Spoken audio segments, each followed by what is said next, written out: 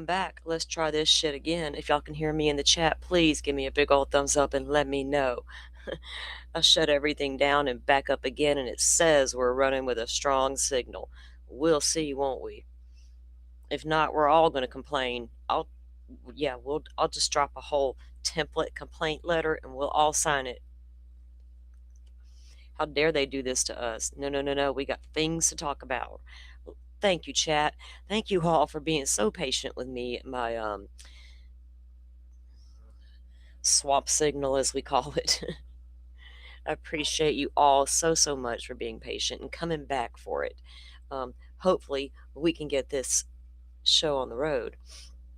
I really do appreciate it. So who do we have here? We got the mod team coming back in. Pammy, always good to see you. Thank you for being here. Real happy you're back with us. Semi Sharp, my girl, welcome in. Welcome in. And everybody who's just listens and doesn't really want to chat, we appreciate the hell out of you guys too, because you're giving us those views.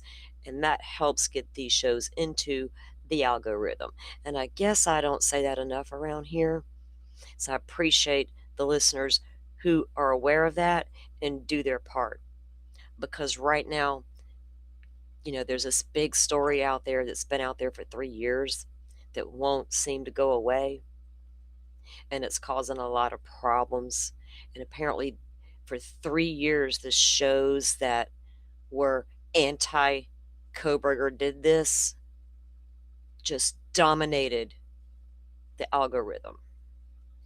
And smaller shows or other channels that tried to even talk about, the guilt side of it, they were hated on, and all the things. Well, it's time for the bullshit to stop. Like, I can't stop those people, and I'm not going to try. There's a lot of good people out there right now doing their part to debunk every stupid thing being said on the internet about the Idaho Fort victims who were absolutely drugged for 2.5 solid years. No thanks to the state of Idaho, mind you. Y'all signed off on Ann Taylor's need for a non-dissemination order. She didn't need all that evidence you had against her client, including a sheath with some DNA out there in the public view. But hell, we don't mind that PCA y'all put out about an 8-hour gap.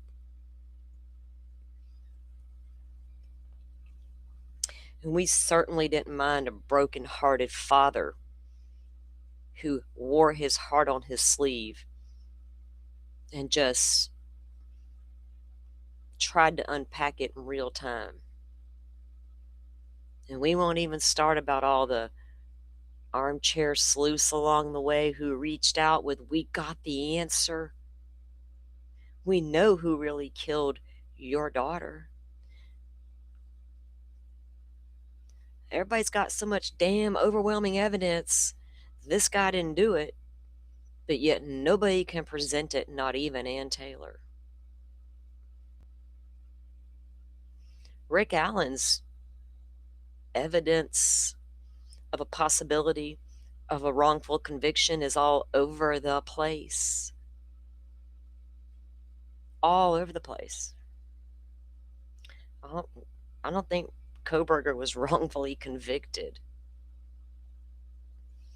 Now, Ann Taylor said in her filing about the 4 alternate perpetrators, she didn't name one of the surviving roommates.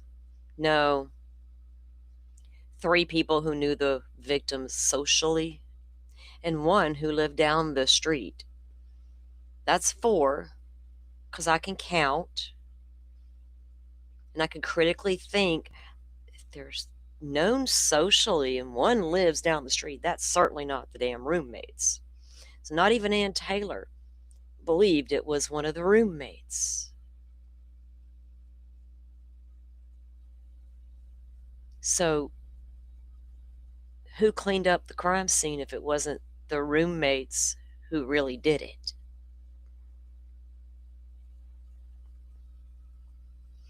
I had posed a question, several times I pose it, give me some real logical reason why he would have took that plea bargain deal thingy.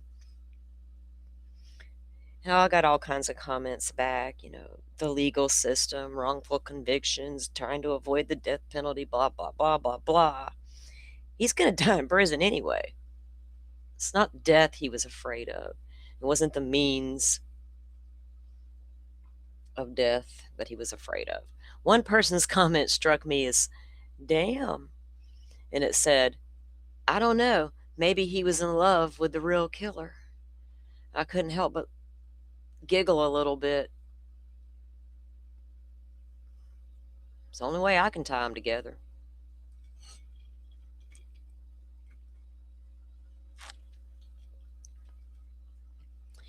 Now, the Gonzalez family has been coming out, of course, and speaking their mind. They always do, and they always have. I don't know why it shocks anybody. Like, I don't know why it shocks people anymore. And I don't know why people on the internet assume they got the fucking nerve to tell these parents to sit down. I've been watching these parents for 3 years.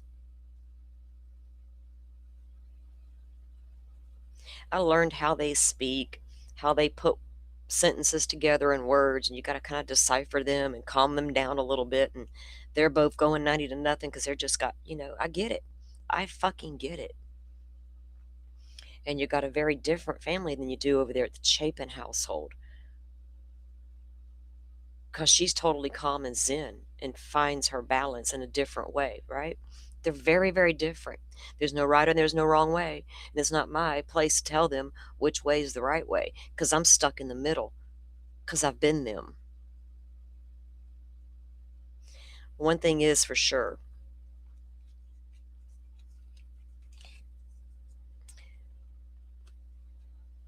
And I say this with all due respect.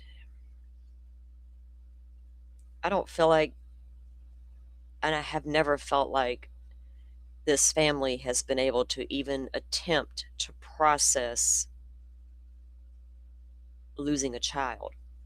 Sit down the how for a minute.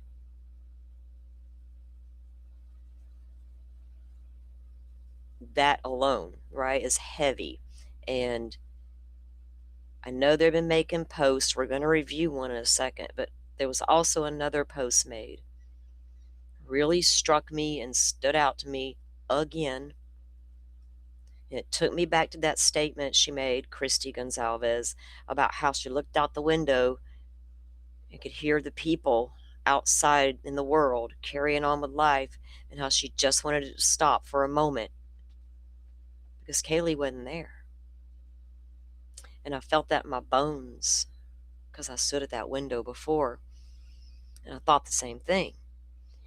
But when I saw this clip, I was like, man, just now starting to go through your daughter's belongings. Man, I can't tell you how to go down that path because there's no right and there's no wrong way, but you got to start the process. And all of this, 3 years worth of bullshit from Brian Koberger, his attorney, and their fancy little expert witnesses have distracted them from that process and distracted a whole bunch of people with who the real victims are in this case. It ain't Brian Koberger.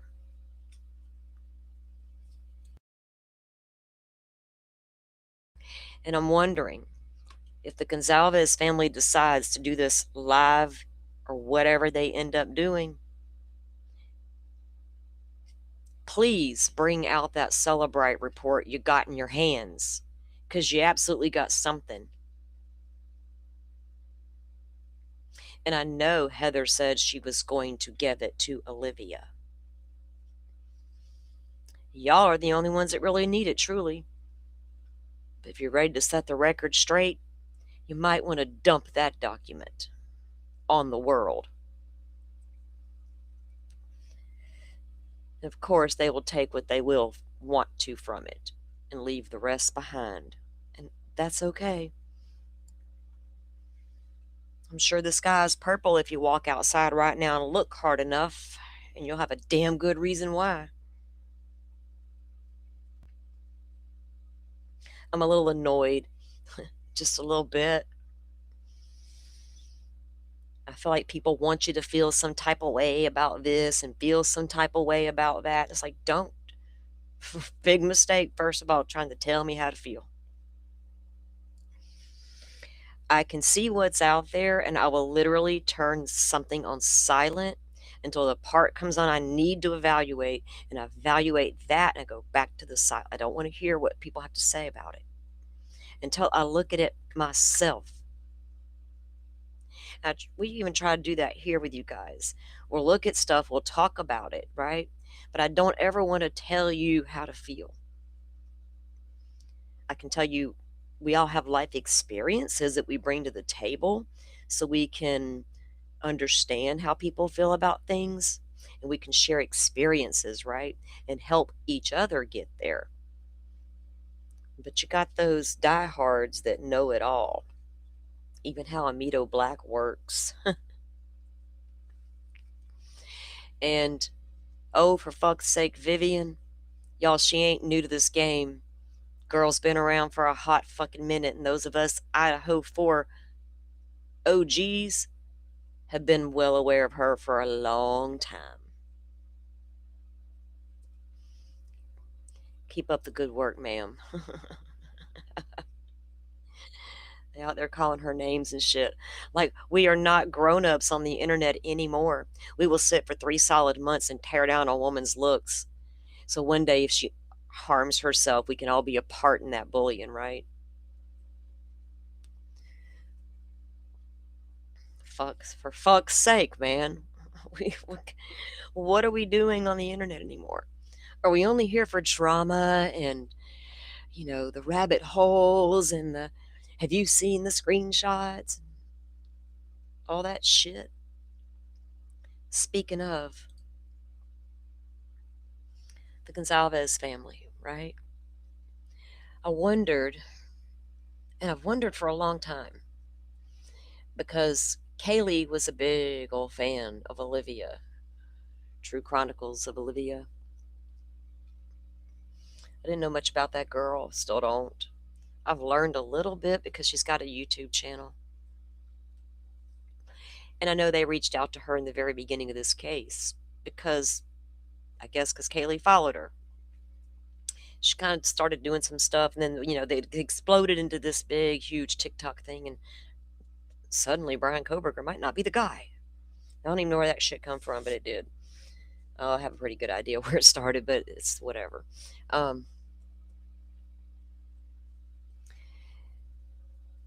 I wondered if they are going to decide to do something with her podcast, and why have they never? Did she say, you know what? I'm falling in love with Kaylee's brother, and I'm not going to be a part of this? Because I got respect for that. Because you know what she'd get called if she did anything with this family. The big grifter who moved in on the son. You know how the internet works. So I don't know where they'll choose to do anything, but I don't doubt that they will. So they had made a comment the other day about doing this show, a TikTok live on Monday night, which would be tonight. And people were in the comment section giving all kinds of advice. There's lots of those friendly people showing me ways to go, and I never want to lose their inspiration. They're going to do what they want to do, and who are we to stop them? Other people don't want to be shut down, right? Freedom of speech and all that nonsense. It's not really nonsense after all, is it? Anyway, so let's read what this says. We are still deciding if we are going to do a live or not. If we do, it will not be today. You all gave us so much to think about. We want to do this. We want this to be thought out and not a rash decision. Most importantly, we want to make sure that we are doing this because we want to. This is our family and no one else. We are so grateful for your comments, concerns, suggestions, support, love, and everything else under the sun. Thank you. Well, they do have a lot of support out there, and of course, so does, Koberger, whatever his name is. Some people refer to him now as inmate guy, whatever, whatever. He's Brian Koberger. He was born with a name. He'll die with that name. Now, Nancy Grace was calling these photos a leak. They got put into a legitimate document dump and then quickly removed 3,000 nearly photos, and three were unredacted. And, you know, that is what it is, I mean, they're not back out. I don't know that they were leaked. And people were out there saying that the Gonzalez family lied. They lied about how their daughter was found in the bed, at the position. Well, they did come out and say that. They absolutely did. That Kaylee was found almost in a sitting up sort of position against the wall. But these new document, that the FOIA request, think about that. This photo dump comes out, and almost nearly the same time a document dump comes out where the defense experts talking about a planted sheath and crime scene being cleaned up. What kind of parallel universe am I living in that Brian Koberger consumes the fucking world? Here's what I'd like to know. When will we get the goods on Koberger?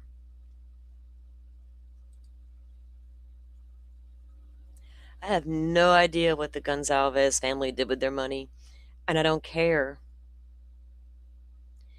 There are thousands of GoFundMe sites out there, Every single case that pops off, there's a GoFundMe somewhere being dropped.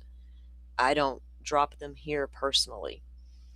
I might tell you there's one out there and y'all can go find it on your own, right? Um, so I don't even know why, I don't care. That's up to them to do. It's up to them to do whatever they want to do. I don't know if anything they do is going to do any good, right? People are going to want to believe what they want to believe. That's just the bottom line. It doesn't matter what you do. I find it weird that this photo dump came out and then this Dr. Turvey come out. Dr. Turvey, what about them lawsuits? Dude, what about that lawsuit? Are you an investigator or are you not, sir? Why are you going on a YouTube channel and calling criminologists stupid? You mean like that whole entire criminology department over at WSU? The one that saw this coming? The one that said if we give this guy a degree, he's going to do X, Y, and Z in the future? You might be onto something, sir. I don't know about planted sheaths and all. Anne didn't double down on that and go in all, hard on that at all. She's like, wonder how she found you. I posed a question on Twitter about that. Let me see. Let me see something.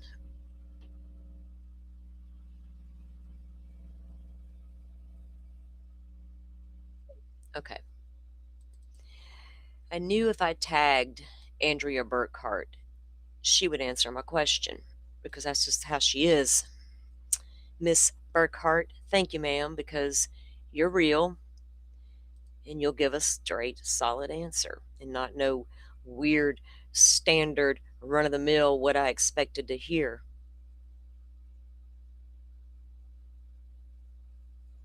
Hold on, really quick.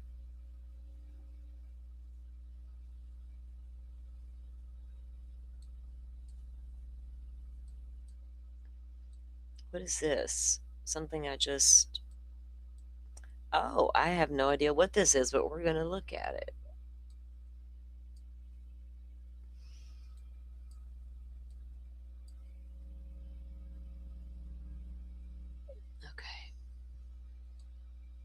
One second, guys. Let me get the screen brought up.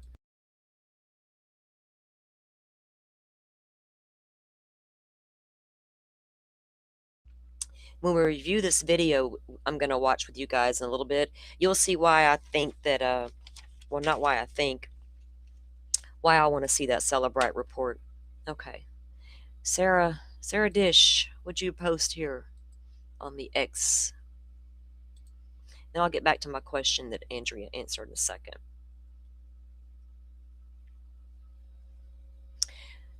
It's an article she's posted, Idaho murders case recent developments, December 25th through January 26th. Despite Brian Kohberger's July 25th or 2025 guilty plea and life sentences, the Idaho murders case continues to generate new developments, including brief document releases, a sibling interview, and family lawsuits. December 30th of 2025, the third batch of unsealed documents briefly posted. On December 30th, 2025, a limited number of documents from Judge Hippler's third unsealing order unsealing, redacting, or maintaining sealed status documents 88 through 179, appeared on Idaho's public cases of interest. Remember when that dump came down, guys, and they snatched it back? They didn't redact everything? Somebody's, man, y'all are to see them people over there in Indiana, that clerk of court's job. That y'all think Idaho's messed up because they didn't redact some shit. Go deal with Indiana's clerk of court.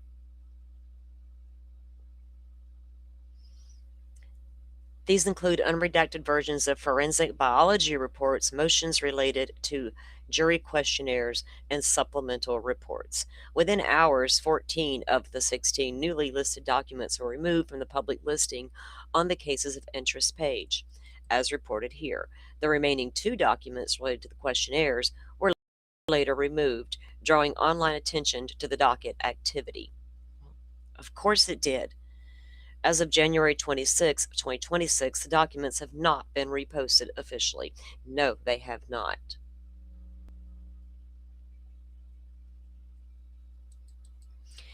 On January 2026, Kohberger's sister breaks her silence. Girl, what you sending your brother links about? After staying silent for 3 years, in a New York Times article, Brian Kohberger's sister, Melissa, spoke publicly in a New York Times article by reporter Mike Baker about addressing her brother's past struggles, her lack of prior suspicion, okay, and the lasting effect on the case on their family. This sheds light on how sustained public scrutiny affects family dynamics. The NYT piece includes no direct court filings but reference investigative details. For deeper reading, the unlocked article is available here. Oh, well. January 7, 2026, victims' families sue Washington State University. And we read that entire complaint here.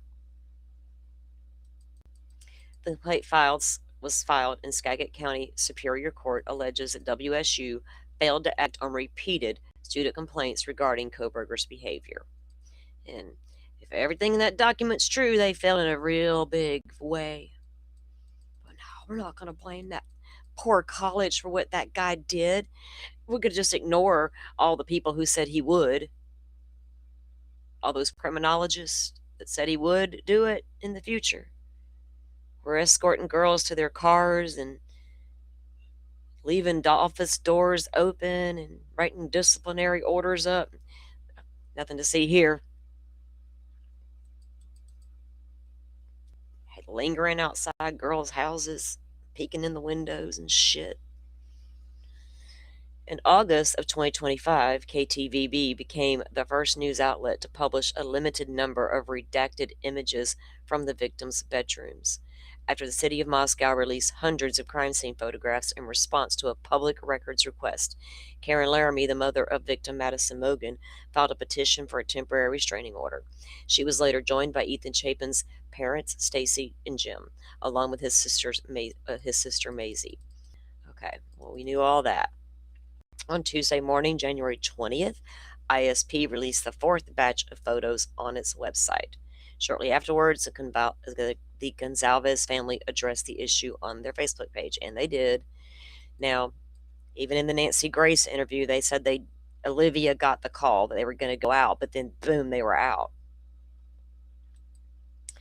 Um, so they talk about that, how they got the call, and then 12 minutes later, the photos had already been released. That the heads up they received. Please be kind. It was as difficult as it is. Place yourself outside of yourself and consume the content as if it were your loved one, your daughter, sister, or brother. Murder isn't entertainment, and crime scene photos aren't content. Now, with that said, I don't regret my decision to show those photos because they're a matter of public record.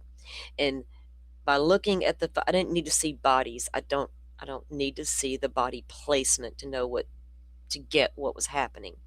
But what I saw that took place within those bedrooms should have shown the monster. It should have shown the face of the monster who attacked them. But instead, with Turby's little, it was a cleanup and a planted sheath bullshit, coupled with an already wild conspiracy, Idaho 4 effect continues. In addition, we know so many of you armchair detectives will turn this into your show profits, zooming into things, analyzing the blood spatter, suggesting that things don't add up, yada, yada, yada. It's disrespectful and gross. Well, Kaylee Jade, I'm so sorry that this has happened to you. I'm sorry that it's happened to all of them, that they were dragged and blamed for their own deaths. As reported by the Idaho Statesman, the agency removed the photos from its website Tuesday night. Idaho State Police spokesperson Aaron Snell told the Statesman that the pictures were temporarily removed for further review after questions were raised. Well, let's just let the fucking public control the narrative. We said do this and do it this way, by God, and if you don't do it right, y'all go do it for them.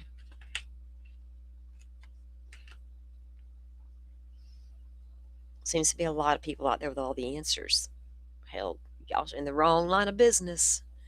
The photos will be reissued soon, according to Snell. As of January 26th, they had not been reposted officially. January 23rd, excerpt reports are circulated.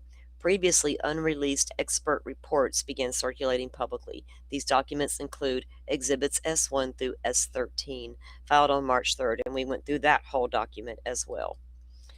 As part of the state's amended, and I went back and got the other documents that were filed before that. Yeah. And I was doing a little reading.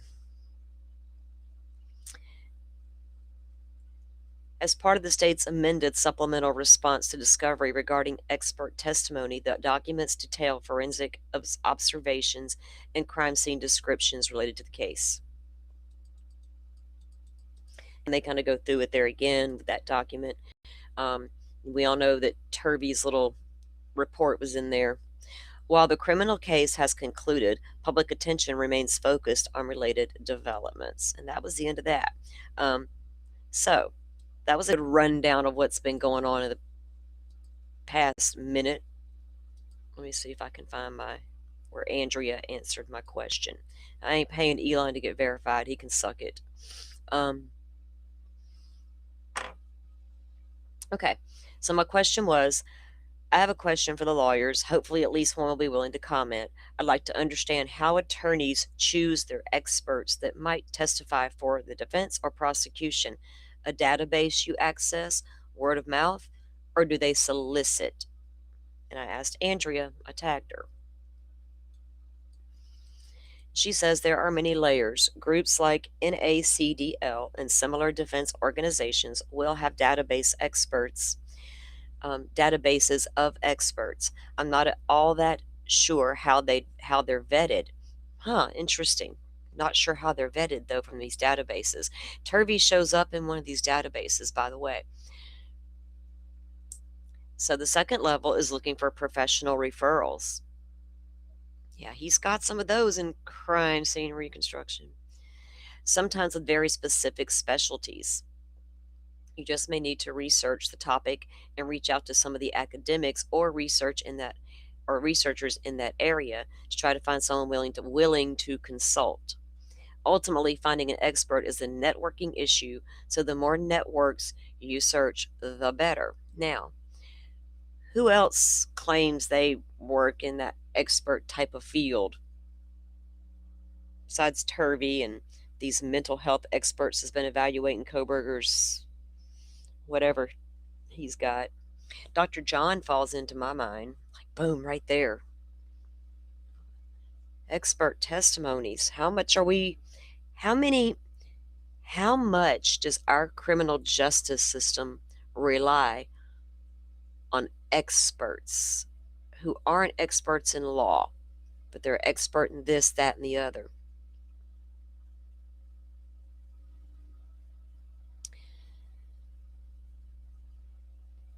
When I was looking at Turvey's stuff, right? This innocence investigation he was involved in out of California. And I thought, innocence investigation? Well, that's interesting.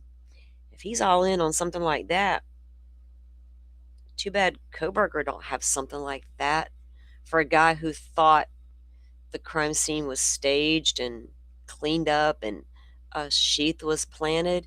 You don't think that deserves an innocent investigation, sir? Huh, interesting.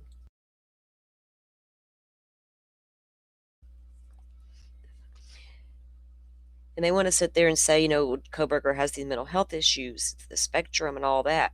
And then you have that damn Patreon Live where Grayson got up there and wanted to introduce John to a case she saw on a Facebook post that reminded her of her brother. And he wanted him to go all in on the spectrum of autism and how they're violent. Even old John couldn't go that far. He's like, oh, wait a minute, Grayson. My peers might not look at me the same if I jump in on you with that one, girl. Yeah, I pulled up some more recent. I got some stuff on Cyree again versus Nick Balance's testimony. So there's a lot to be wondered about with these experts.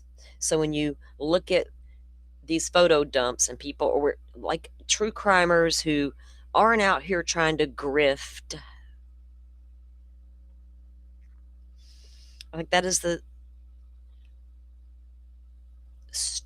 don't even know, is this going to be an acceptable word? Stupidest word on the internet anymore. Like that's everybody's favorite thing to say about one another when they don't like you or they didn't like what you just said or you're a grifter. That's a grifter. Fuck, whatever. We don't got time for that shit no more. Some of us really wanted to look at the crime scene photos to get an idea. And without even seeing them, and then we finally see them, and I took a minute to sit with those because that was a lot to look at. I didn't like, oh my God, I got to run with the content. I didn't try to feel it out before I went. What's people going to be upset if I do that? I just went with it. We're going to look at these photos and look at what this evil bastard did to these poor souls inside their home. But we can't get to that conversation of it all because we got to go all these 50,000 other conversations. And while we still can't get specific arrest information on Brian Koberger, maybe we can get there through the Gonzalez's if they come out and do a live show and tell us about it. So let me see if I can get this to play. And we're going to review this Nancy Grace interview that they did.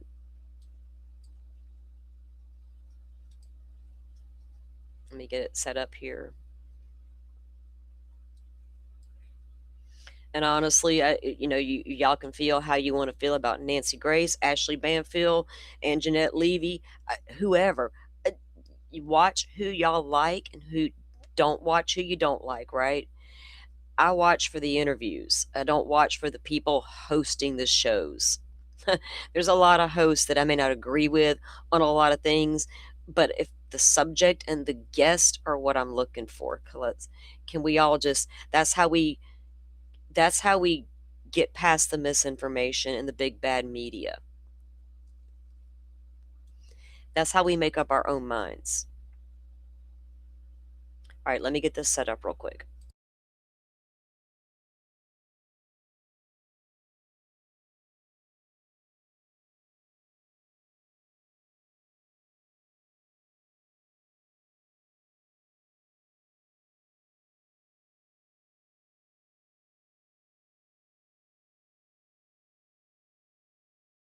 Okay.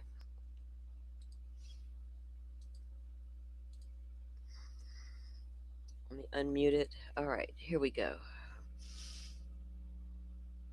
Hey, Dolphin, welcome in.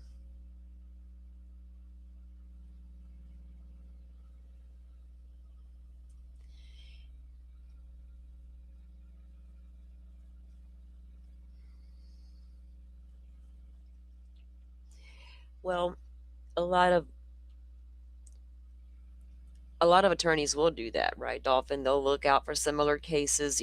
Look, it became apparent to me at some point because I was watching both cases at the same time, Delphi and Idaho. There was some defense stuff. There was things happening in Delphi, and I noticed and seemed to be taking note of it. They're watching. Even Delphi's defense attorneys would tell you how they would watch things, right? And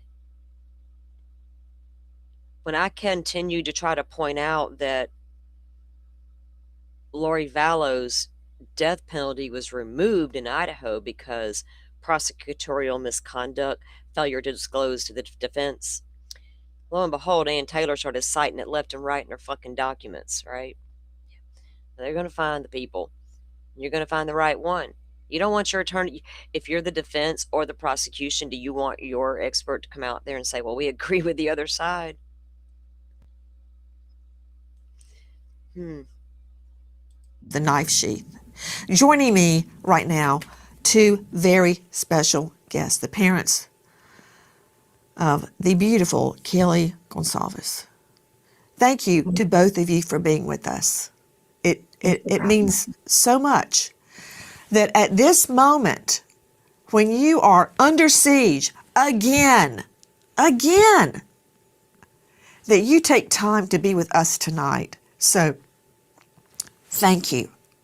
Thank you. I've got so much to talk to you about. Of course, Brian Koberger's sister does a New York Times article whining about how hurt she is and the pain her family's going through. Really? But before I get to her, what about these photos? When did you... Now, this is what we're learning, Christy. We're learning that the Idaho State Police put these on their website and then quickly went ruh-roh and scrubbed the whole thing. They were leaked onto the website. What happened when you first learned these pictures from hell had been released? Well, actually, one of the Idaho State Police detectives called Olivia and told her that the photos were coming out, and they were a different entity as the other ones were that were underneath the order that the Laramies and the Chapins won, being able to not show bodies or blood, and these were going to be a little different. The bodies were going to be redacted, but the crime scene was going to be pretty evident. So this entity called Olivia. By the time she got off the phone, she was calling me in a panic and telling me that they were coming out, and they were out. They were already on the website. Olivia is pretty adamant about, viewing things and wants to know what's out there. She doesn't just want to come upon something and be surprised. So somewhere along the line, it was very apparent that there were three pictures that showed the victims that did not get redacted. And Butterfly, because these were dropped by the Idaho State Police, right? And the others were for the city of Moscow. So there's the difference. It came down. it came down because there were three. But whoever had downloaded those in that time frame before, I don't know how long it was up, have those pictures of actual victims. So it's very sad.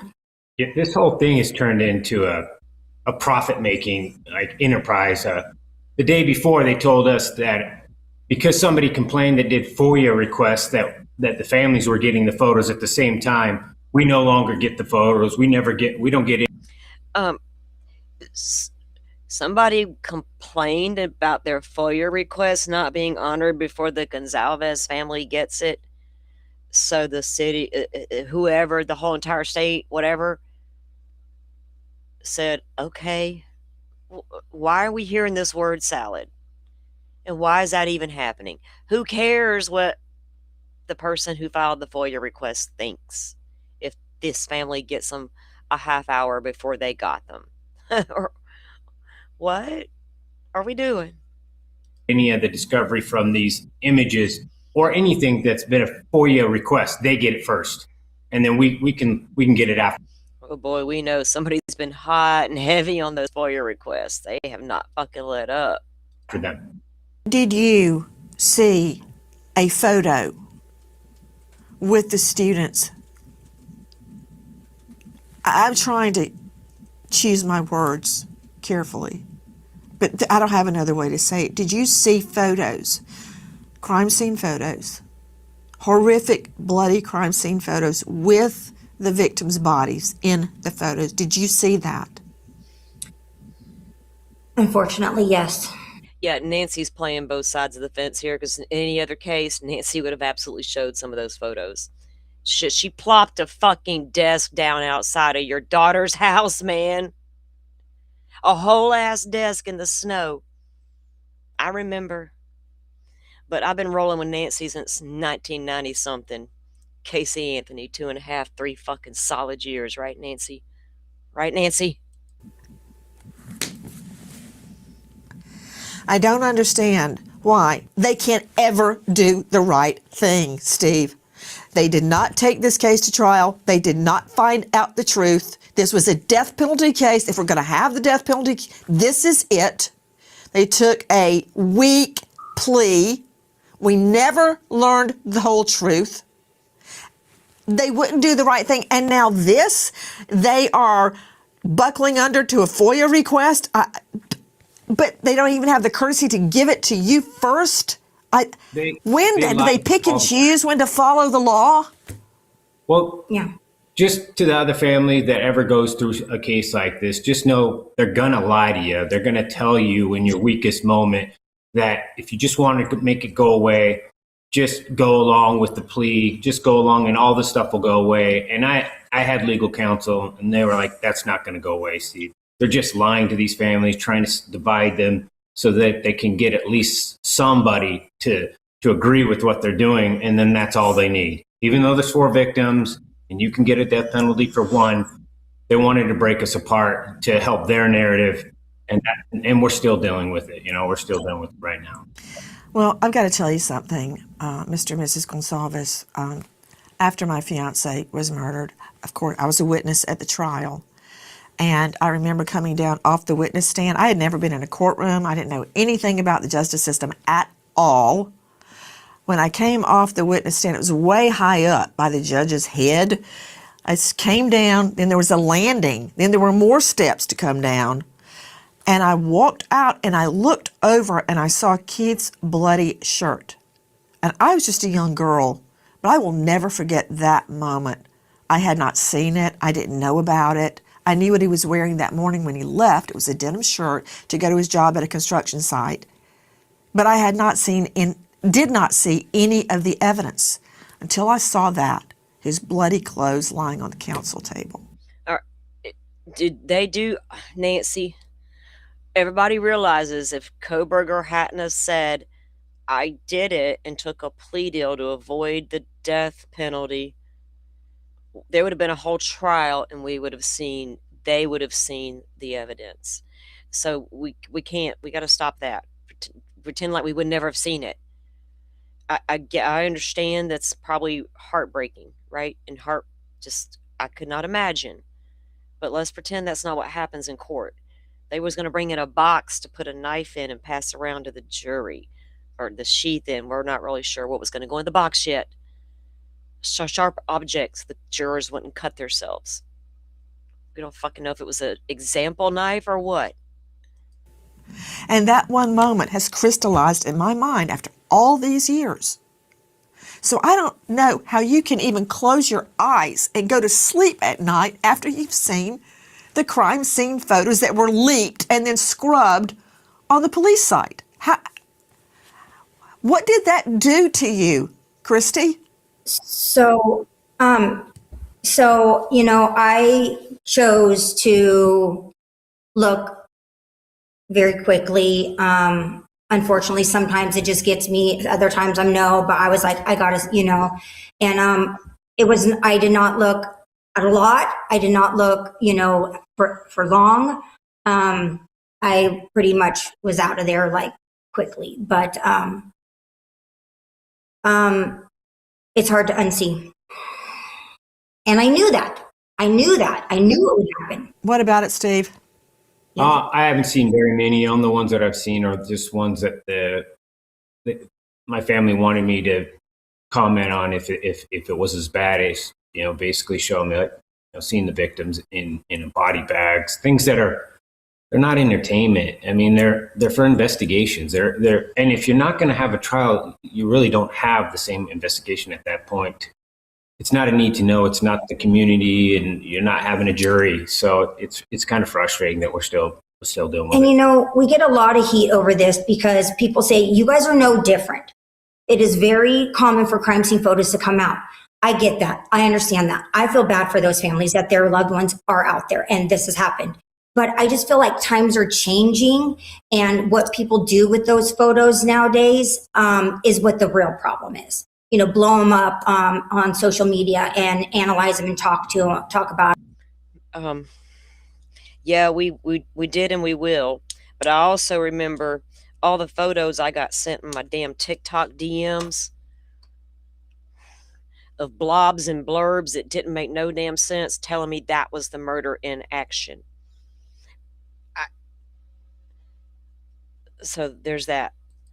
It's not true crime anymore. It's troll crime, and that's where things are changing. And it has been for quite a while. They're making a profit off your dead loved ones. And that was going on. They're relishing in it. Yeah. And that was to a lesser extent before.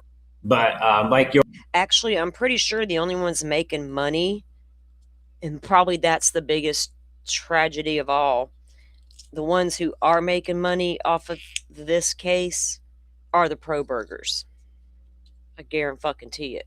Your organization isn't showing them, you're not going to get that same kind of professionalism in some of these smaller true crime people. Yeah, no. Some of them do, though. I remember years ago on it was my very first book. It was called Objection, and I wrote a chapter called Blood Money, and I was so stunned that people got a hold of Nicole Brown's autopsy photos and were selling them. After I wrote that chapter, Blood Money, I had this cheap little, it was like a $200 laptop. It's like this big, that I wrote the book on. When I finished that chapter, I had to look up so many ghoulish examples of what we're talking about right now. I swear I thought the computer had to be hanked, and I destroyed it. Because I had to write about people buying crime scene photos and scraps from a crime scene that were bloody, and autopsy photos. It's just ghoulish. After you saw that, to both of you, how did that affect you? Because I still think back on that moment and I just saw a bloody shirt. I'm not sure if I've really been able to wrap my mind around it, honestly. I showed, I don't believe you've actually looked at them on your own. I showed Steve one, and it was one of the less graphic ones. And he was like, yeah. So, unfortunately, I went there. And I deeply regret it. I knew I would. I've got to tell you something I learned, the hard way. I'm very curious by nature, but when it comes to my fiance's murder, I've learned to control my curiosity, because I don't want any more nightmares or any more night terrors or sleepwalking or crying. Well, there was a comment on their Facebook page, and the person said she was a psychologist, therapist, one of those, whatever they call themselves. She advised them just for a month, right? But they're out of all 4 victims, they're the only family we see on the internet. Xana's mom did make a post asking for grace, not to share them on her. All she asked was not to share them to her on her feed. She just didn't want to see them. That's all she said, right? And I can respect that. We haven't heard from the other family members, and we probably won't. These 2 are very different than all the rest, and they're going to do what they want. But, if they're okay with consuming all this, only people can give them advice, right? And if they take it, they take it. If they don't, they don't. But everybody else feels like they have the right to say whatever they want. So I guess that would include them as well. But, they're just going to unpack it the way they want, I guess. What they feel is best for them. But, we can all sit back and wonder, is it the right choice? I wonder it personally, because I know that they need to start a process that I feel like they haven't allowed themselves to go through yet. Until that, it's going to be hard when it starts because they've put it off for so long. It's probably time to take a step back for a minute and just let it, just breathe. But also, I guess if they weren't online consuming what YouTube was saying, because the mainstream media is not out there saying, Brian Koberger's not the killer. They're not out there just displaying these photos all over the place. It's YouTube, TikTok, whatever, YouTube mostly. If they weren't seeing that, they wouldn't be aware of what everybody was saying about Koberger. Then it may not bother them as much, right? If they just go away and believe what they want to believe. But if they need to look at these photos to process it, I can get that too, and do it on personal time. But we've known these 2 where they're here for the public of it, right? Not that they're like craving the public attention. They just unpack it with the public. That's the best way I can put that. Doesn't mean I have to understand it. That's just the way they are. Jags than I've already had. So I just, please know, you are in our thoughts and our prayers throughout this whole ordeal. And to put it up and then scrub it shows a certain degree of knowledge that you did the wrong thing. I want to talk to you now about another Koberger-related incident. Listen. Now, Koberger's sister, her name, she goes by Mel, spoke. I just have to say, this lady on the left, I do like her. I know who she is, and I have watched her from time to time. And I was surprised. I didn't see her this show that she's showing you now, but I'm aware of who she is. Book to the New York Times. This piece was published on Wednesday, January 7th. The headline: her brother murdered 4 students. Now she's ready to talk. Well, I'm so happy that she now feels ready to tell her story. The readout in the online version says that Mel is going to talk about the Koberger families, their pain, their confusion.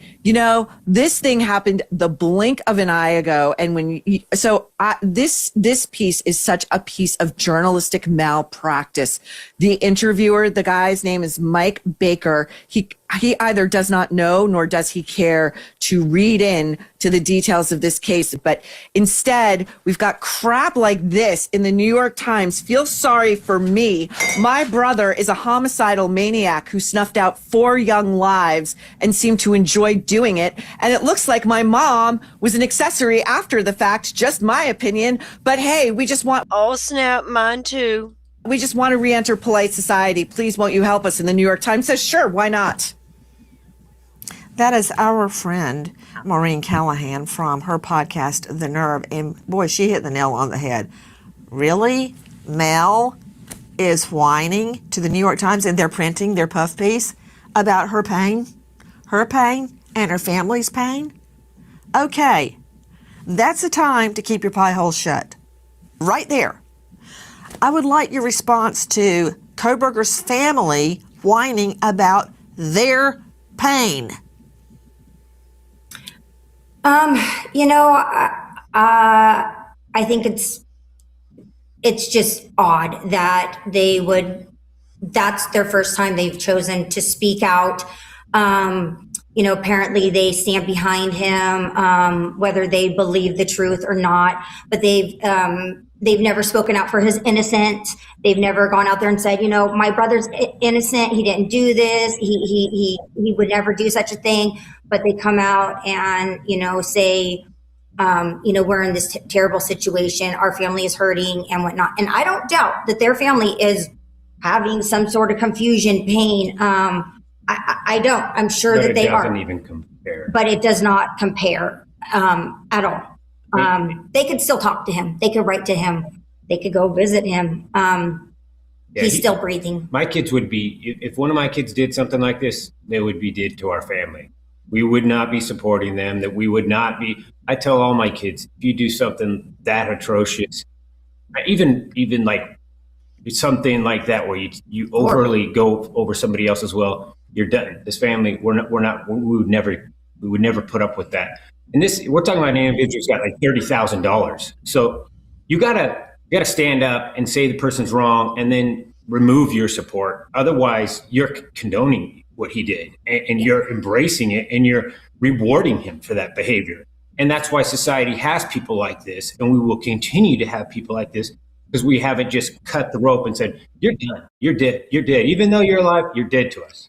It's hard to put ourselves in their shoes, because a lot of people think that they could put themselves in our shoes and speak on behalf of how they would act, or they wouldn't have done what we did, or they would have done this and that and this and that. And until you're in these shoes, it's hard to really say what you're going to do. We think we know what we would do if the tables were reversed. So it is hard to actually know for sure. That's just our opinion of how we feel as a family. Hey guys, Gonsalveses, you Yes. sitting down? You may need to lay down. Quotes from Melissa Kohberger from the New York Times.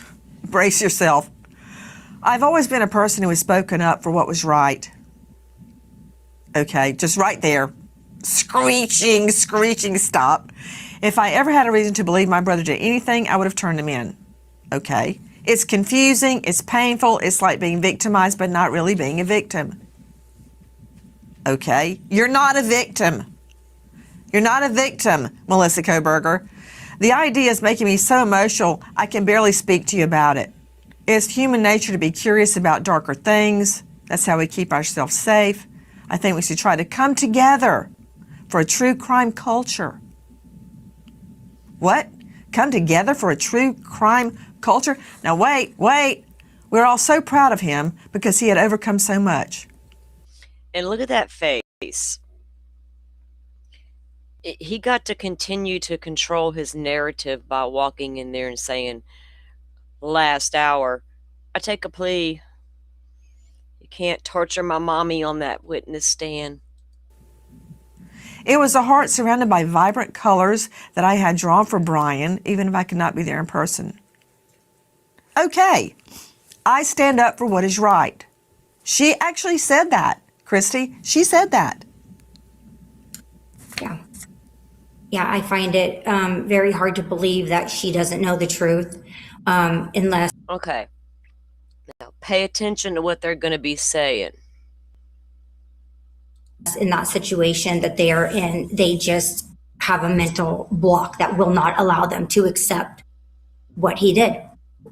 She said in her own words, Brian, you're out at like 1, 2, and 3 in the morning. Be careful running. So if you know your brother's out, he has the same car, you've got a shared family Amazon account, you're seeing he has the weapon. So now he has the weapon, the car, and he's out around that time. And he lives close. Yeah, he's less than 10 miles away. Don't tell me you didn't know or you didn't think that he was a suspect. Or why didn't you tell him to go turn his car in? According to her, the family knew nothing. Listen. Koberger's sister Mel saying her family had no idea her brother was a killer and reached out to warn him to be careful after the murders. Finally speaking out, she wants to talk about growing up with the killer. No one wants to hear about growing up with Brian Koberger, but this does not bode well for her mental health care career. If she lived with a psycho killer her whole life and didn't notice anything was wrong.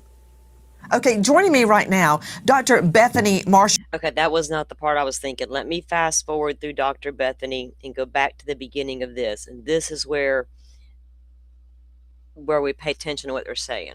Phone calls over 3 hours at the time immediately after the murders to Steve and Christy Gonzalez.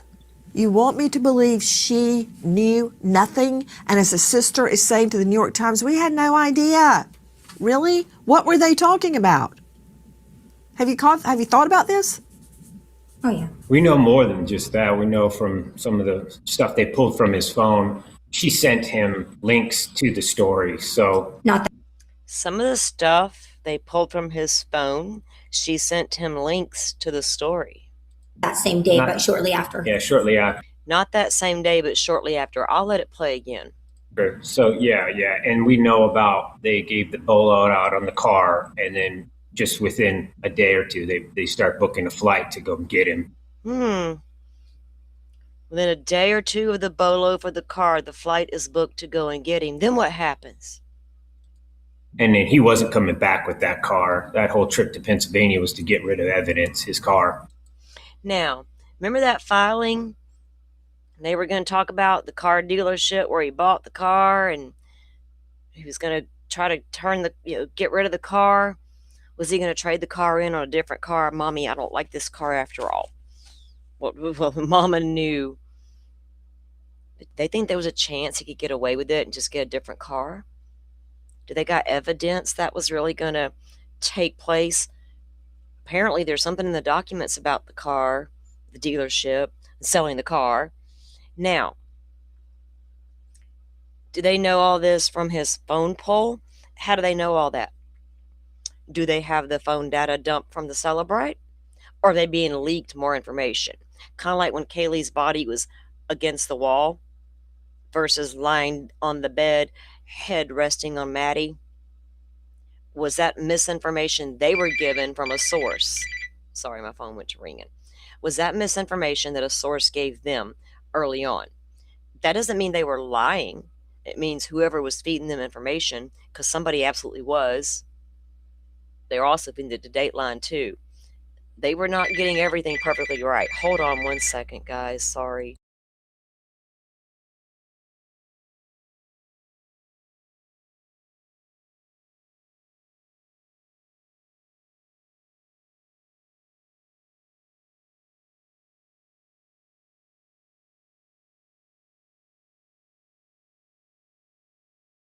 Okay, sorry about that. I had to take that call. Yeah, he was searching for another car. So there was, where's all of that, right? All of that. If you could give a lot of more information about what this guy was actually doing, if we could get the unredacted documents done and back into the docket, and then go ahead and get all the other ones undone and get the goods on the guy out there. Get that stuff out there. We're releasing body cam footage everywhere of all their friends. Somebody posted the other day, there was blood all in the apartment of Kaylee's boyfriend, Jack. Wrong Jack, sister. Wrong Jack.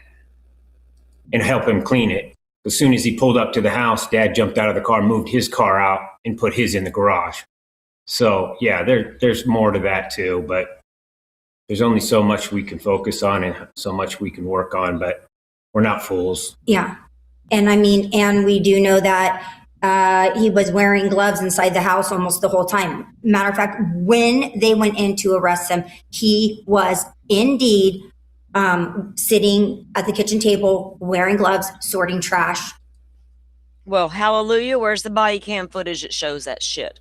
Where's he at the back slider looking up at the drone as the drone is flying over the back of the house? And the Bearcat rolled up into the driveway and the doors became busting in and guns a-blazing. Where's the body cam footage of that? Y'all should be really pissed that hadn't come out yet. Can I light a fire under somebody's ass about that? Now, whether he was doing that while the family was all sleeping, I find it hard to believe that they didn't notice that he was going around wearing gloves. Maybe he was sorting trash only while they were asleep and they didn't notice that. But why are you just walking around the house wearing gloves? Why are you out there obsessively in Okay, your right car? there, Christy. You know, this morning as my daughter was walking out, I went, "Hold on, you've got a white fuzzy attached to your leg." And Yeah, I said that, Dolphin. It was celebrates. Heather said she was going to give it to Olivia. There's not a doubt in my mind she did a long time ago, because Olivia put a TikTok out and said some things that she only could have known if she got that Celebrate report from Heather. So there's no doubt in my mind she's had it for quite a while. They need to dump it on the world. I went over and got it off, and she walked out the door. I noticed that. They didn't notice he was wearing gloves in the house. Exactly. They didn't want to notice it, is what it is. Sorting his garbage. Those phone calls to me are damning. They're damning. And I wonder if the mother was ever questioned about what the content of those phone calls, over and over and over, going to the crime scene, going around and around and around like a Ew. Yeah. vulture at the crime scene. What were they talking about? Was she questioned?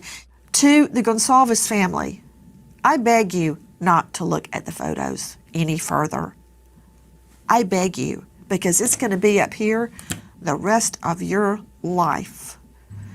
What is your message tonight, Mr. and Mrs. Gonsalves? Well, let's see.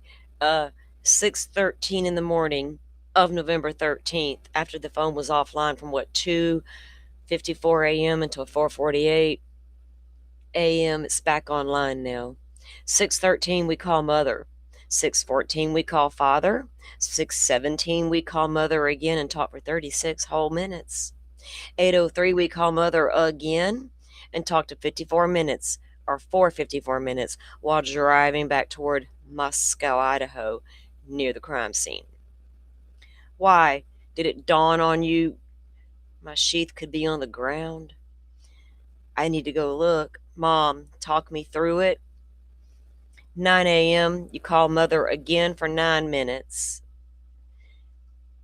4:05 p.m. later in the evening, you call her again for 2 more minutes. And here's the part I haven't quite figured out, and I need to see the Celebrate report, because we were told that phone was offline between 5 p.m. and 8 p.m. November 13th in the evening. But yet at 5:53 is a 96-minute call with mother. That stumped me. I was like, how'd that happen? And I asked it when it first came up. I gotta figure it out. Mommy's boy, did he fucking tell her? Well, I think family was figuring it out. You know, was dad. So if the Bolo went out on this car, and if they booked the flight, within a day or two, and we're going to try to get rid of this car, and dad rode all the way back across the country with him in that car, got stopped twice. Was dad trying to throw a distraction when he brought up Kopacka's shooting incident? Don't look at my boy. Look at that shooting in Washington we just left there. The cop's like, a shooting? What are you talking about? We talking about a shooting and you just left. Rest in peace, Brent Kopaka. He's not even one of Ann's alt suspects. Not even one of Ann's alt suspects, unless he knew the victim socially and or lived just down the street. Her words and her document, not mine. Didn't make them up. We can literally pull it up if we need to fact check ourselves.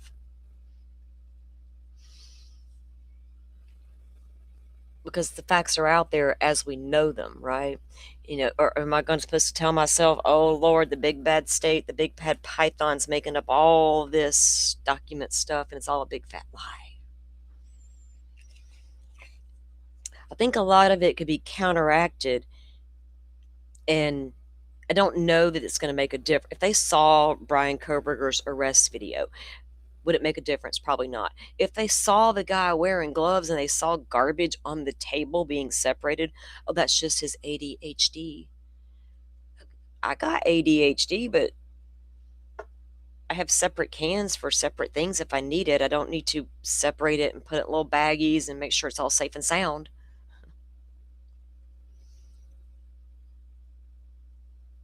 Let me check on chat, see what y'all are saying.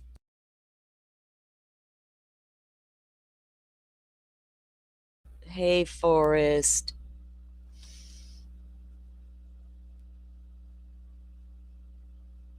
Forrest, we tagged you earlier in the mod channel. I guess we just you were watching TV and whatever it was good and you didn't notice. Sorry. What were you watching? Something good?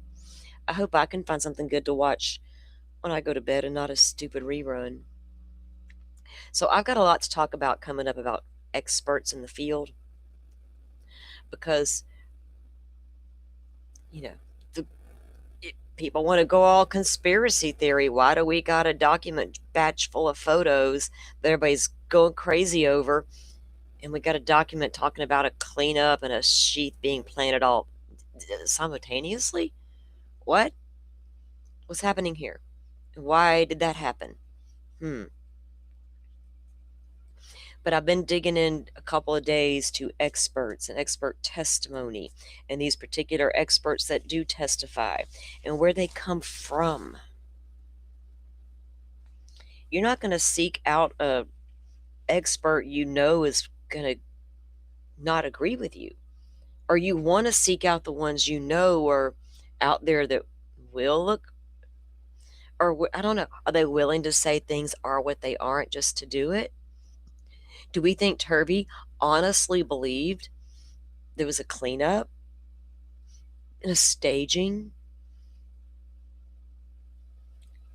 We had lack of blood in the Delphi case at the crime scene. Staging?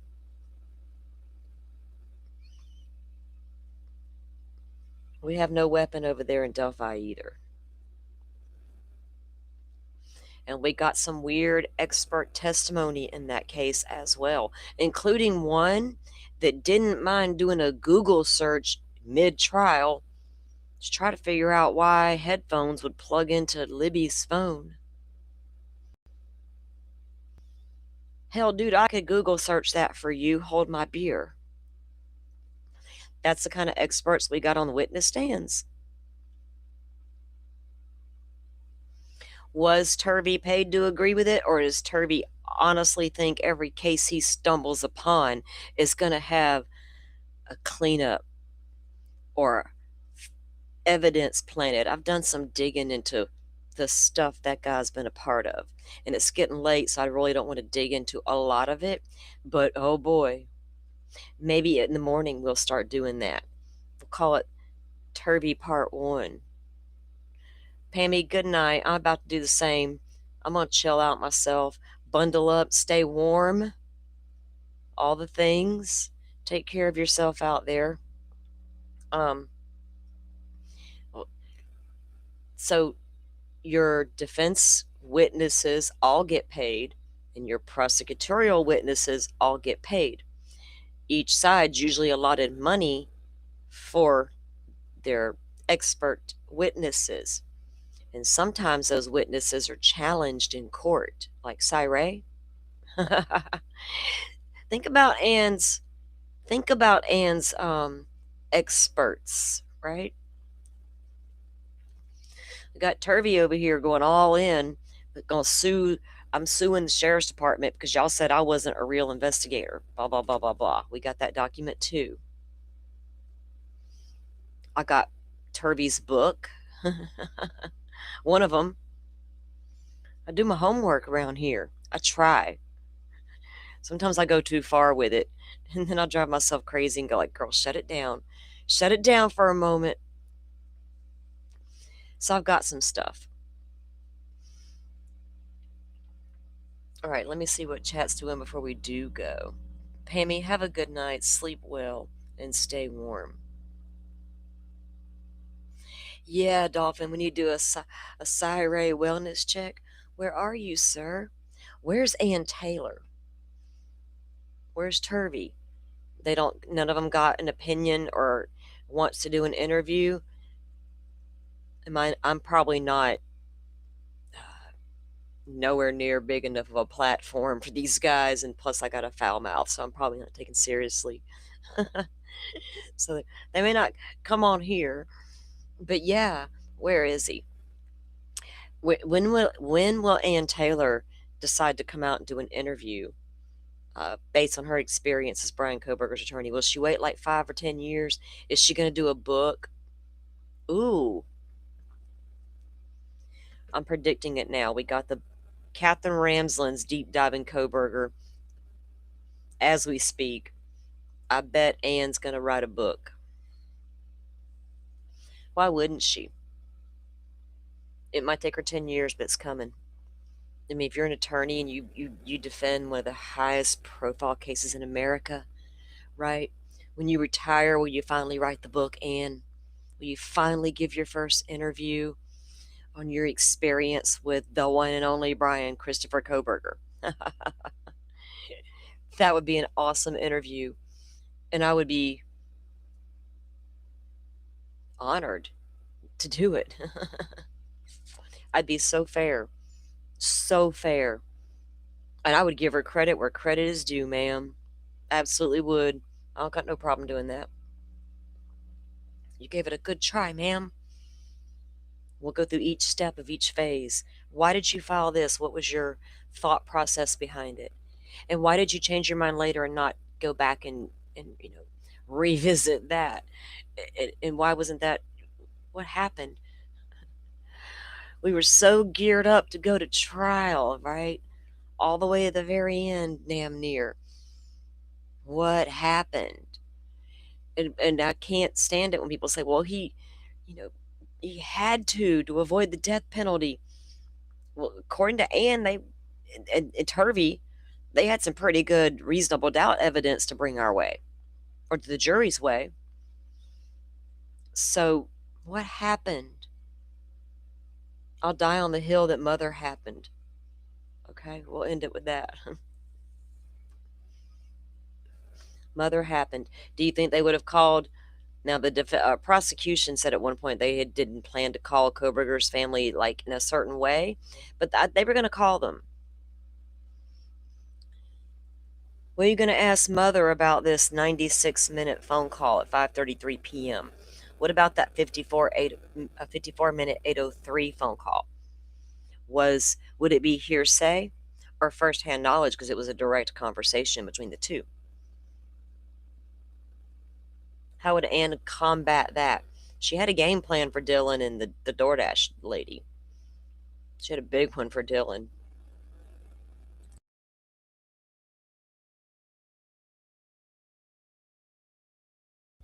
So how do you keep mother off the witness stand?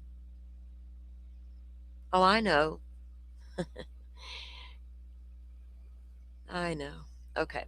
All right, guys. My voice is starting to go away, and I did take another dose of cold medicine about 10 minutes ago. So I probably need to go rest it up. I'm going to tap out too, Dolphin. But I'll be back in the morning, guys. We paid for some extra internet. By God, we're going to use it. Maybe we'll jump into some of that Turvey stuff. Yeah, I kind of want to.